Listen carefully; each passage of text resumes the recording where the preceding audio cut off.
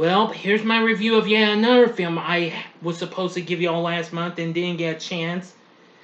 Let's talk about Disney's 42nd animated feature that recently turned 20 last month, Lilo and Stitch. Big D's Entertainment Rankings and Reviews. So greetings, my fellow YouTubers, and welcome to Big D's Entertainment Rankings and Reviews. My name is Doyle, better known to as the Big D, and this time around I bring to you a review of the 2002 animated sci-fi dramedy flick Lilo and Stitch, released by Disney, directed by Chris Sanders and Dean DeBlois in their directorial debuts. And they also wrote this as well. This was Disney's 42nd animated feature film, which made its premiere on June 16th, and then a few days later came out on June 21st. Well, the film was a reasonable hit in my view, but wasn't quite that big though, but it still proved to be a pretty good one. The film features the voices of Daveigh Chase and Chris Sanders as the voices of the title characters, along with the voices of Tia Carrere, David Ogden Stiers, Kevin McDonald, Ving Rhames, Jason Scott Lee, and Kevin Michael Richardson. It was also the second of 3 Disney animated feature films after Mulan came out, and then Brother Bear followed, that were produced primarily at the Florida Animation Studio and Disney's Hollywood Studios, then named the Disney MGM Studios, or its production at Walt Disney World near Orlando. So anyway, the film's story revolves around 2 eccentric and mischievous individuals, a 7-year-old Hawaiian girl who is raised by her older, young adult-aged sister, and a blue extraterrestrial koala-like creature was adopted by the girl as her dog.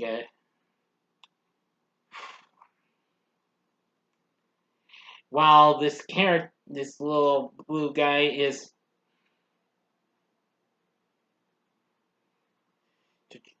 trying to avoid getting captured and what have you. But anyway, let's go ahead and get into the story. The Galactic Federation arrests Dr. Jumba Jokiba for illegal genetic experimentation, having created Experiment 626. Before the experiment's sentencing and punishment, the experiment escapes and crash landing on Kauai, Hawaii. To capture him, the Federation assigns Jumba a partner, Agent Wendell Bleakley, the Council's Earth expert, to capture the experiment. On the island, Nani Palaki struggles to take care of her kid sister, Lilo, after their parents died in a car crash. Social worker Cobra Bubbles expresses increasing concern about whether or not Nani can take adequate care of Lilo, since her hula classmates have ostracized her. Nani decides to let her adopt a dog. At the animal shelter, Lilo takes interest in Experiment 626, impersonating a dog after being taken at the shelter. Despite Nani's doubts, Leo adopts and renames 626 Stitch and shows him around the island. That evening, at the restaurant where Nani works, Jumba and Bleakley unsuccessfully attempt to capture Stitch, and the owner blames the ensuing destructive chaos on Stitch and fires Nani. The next day, Cobra warns Nani that he will have to place Lilo with a foster family if she does not find another job. However, Stitch's antics while evading his 2 pursuers persistently ruin Nani's chances of finding work. Nani's friend, David Coena, invites her, Lilo, and Stitch to enjoy a day of surfing and beach fun. While Nani, Leo, and Stitch ride a huge wave, Jumba makes one final effort to capture Stitch from underwater, causing Stitch to unintentionally pull Lilo underwater. They survive, but Cobra witnesses this event and tells Nani that although she means well, it means that Lilo will have to be taken away if she does not find another job. Seeing how much trouble he has caused, a remorseful Stitch runs off into the night. The next morning, the Grand Councilwoman fires Jumba and Pleakley and gives the assignment to Captain Gantu, incidentally freeing Jumba to pursue Stitch using less covert methods.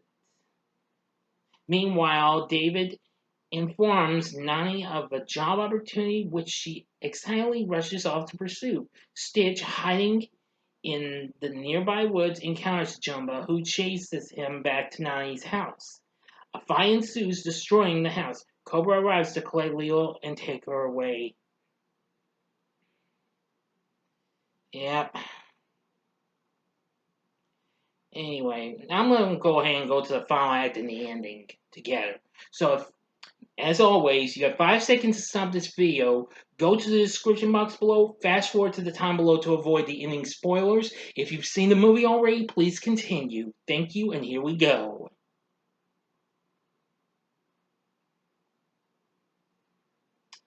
Okay, you've been warned. As Nani and Cobra argue, Lilo runs away into the woods and finds Stitch, who in shame reveals his alien identity before they are captured by Gantu. Stitch manages to escape from Gantu's ship, but fails to rescue Lilo. Nani confronts him, having witnessed Lilo's kidnapping. Before he can explain, Jumba and Pleakley capture Stitch themselves. Nani demands that they help her rescue Lilo, but Jumba and Pleakley insist they only came for Stitch. When Nani breaks down, Stitch reminds her about Oana, a term for family he learned from Ire. Yeah, I mean her. Some sorry, some jerk on my source may I think I misspelling her, so learn from her. So my apologies. Stitch convinces Jumba to help rescue Lilo. Jumba, Pleakley, Stitch, and Nani board Jumba's personal spaceship and chase after Gantu, rescuing Lilo. Back on the shore, the Grand Councilwoman arrives on Earth preparing to take Stitch into custody. She retires Gantu but for his failure to capture him, and blames Jumba for the mess. Before Stitch goes into the spaceship, he asks the Councilwoman to say goodbye to his new family. Lilo then insists that because she paid for Stitch at the shelter and has a stamped receipt to show for it, Stitch is her pet under local law.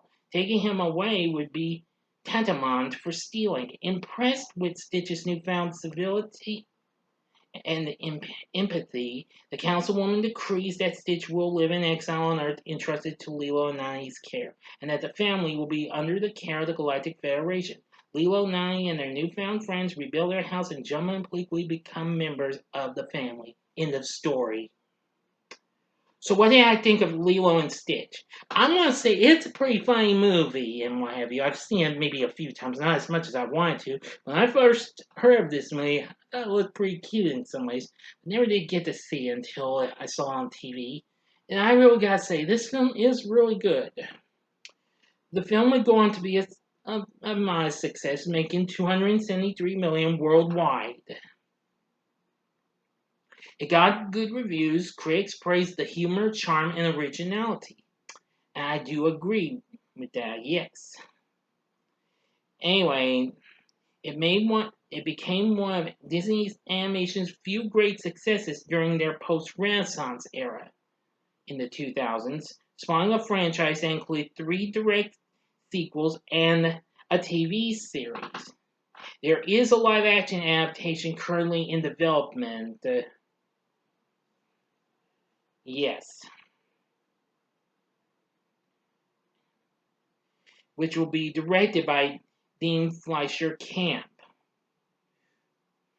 Yes, who recently worked on A24's new mockumentary flick, Marcel the Shell with Shoes On. So, I'm just gonna say, I wish them the best of luck. Anyway, due to success, the film also put out video games and lots of other things, including and even a soundtrack that includes songs from Elvis and what have you, even cover songs, which included the ABBA cover band, the A-Teens, performing Can't Help Falling in Love, and country singer Winona Judd performing Burning Love, which of course you hear at the end credits. Anyway, Lilo and Stitch is pretty funny. I've never actually seen the sequels. Sometimes I don't really care much for direct-to-video sequels in some ways. Maybe some I do like, but there are times when I don't know. But if I do happen to change my mind, I'll look into them. Now, our voice acting cast is really good. I like Chris Sanders' job, doing Stitch and what have you. He was very good. Daveigh Chase played the voice of Lilo. Now, of course, let me see now. Of course, she had recently did the English, dub for Chihiro in Studio Ghibli's Spirited Away, which came out the previous year, which I still haven't seen. Later that same year, she would play Samara Morgan in Gore Verbinski's adaptation of the Japanese horror flick The Ring, which I will be reviewing later on this year. Which yes, it will be later this October. But anyway, yeah, I've got to say, she was good. Tia Carrere voices Nani. She's really good. Ogden Stiers voices Jumba. Of course, Stiers is certainly no stranger to working for Disney. He had recently voiced Cogsworth in Beauty and the Beast. Voicing Pleakley is Kevin McDonald. Very good. Ving Rhames, who recently had appeared in numerous films, action-packed films like Mission Impossible and its sequel, as well as Entrapment, did the voice of Cobra. Kevin Michael Richardson, who of course was a very popular voice actor, he did voice acting for Family Guy before anybody would come back as a voice of Gone 2. Zoe Caldwell voices Grand Councilwoman. Jason Scott Lee does the voice of David. Now, of course, it would be his last widely released film until 2007. Anyway, he appeared in numerous films. Of course, he recently played Mowgli in Disney's live-action version of The Jungle Book, and also played Bruce Lee in Dragon, the Bruce Lee story. And more recently, he played Khan in the live-action adaptation of Mulan. Recently, we have seen him play Benny Kamealoa on Disney Plus's series Doogie Kamealoa MD. But anyway, great voice acting cast, great story, great soundtrack. The score done by Alan Silvestri, who I know that name from any type of movie. He did a great job with the score. So with all that, and a great story, great characters, great voice acting cast. So would I recommend Lilo and Stitch? The answer is easily yes. I'd say give it a go. You will definitely love it. It's absolutely funny, and it's absolutely got its moments, its humor, and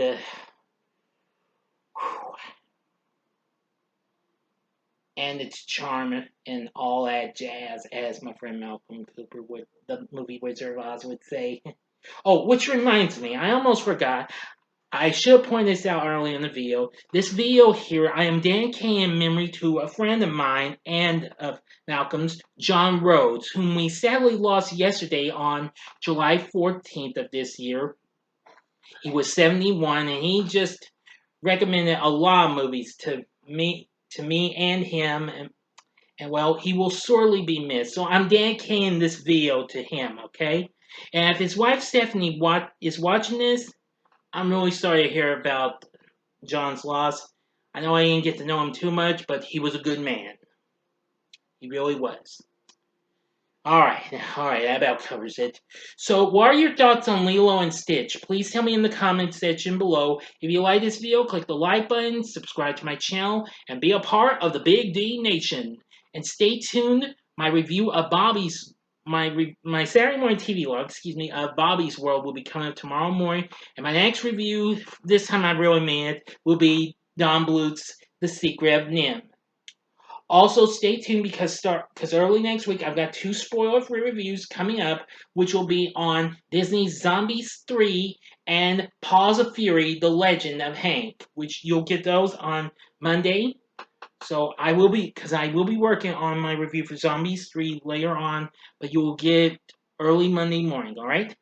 All right. Enough said. So if you like this video, consider checking out some of these other Disney films I had recently done. In the upper left-hand corner is my recent review on another film that wasn't quite that big of a success, but still got some good response, and that was Hercules from 1997.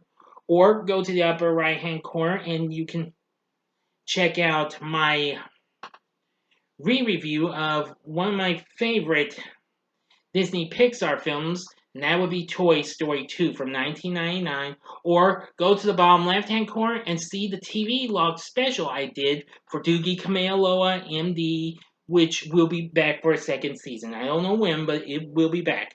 In the bottom right-hand corner is the button you can click to subscribe. If you like rankings and reviews on movies, TV, music, video games, etc., then I'm your guy. Thanks for watching. Until next time, I'm the Big D saying, see ya.